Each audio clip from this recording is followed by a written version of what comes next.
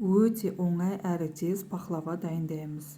Ұнымызға разрыхлитель қосамыз, қант, жұмыртқаның сары уызын, қаймақ, еріген сары май қосып, жұмсақ қамыр илейміз.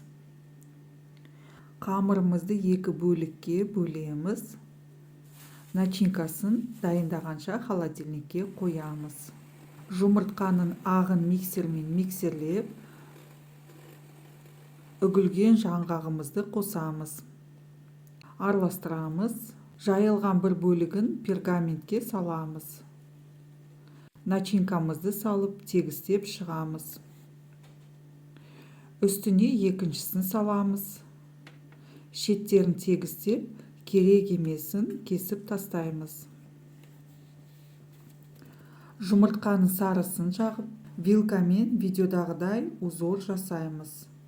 200 градуста 40 минут пісіріп аламыз. Өте дәмді жұмсақ пахлава шығады. Жасап көріңіздер, сіздерге ұнайды деген сенімдемін. Тіркеліп лайк басуды ұмытпаңыздар. Баршаңызға ас болсын.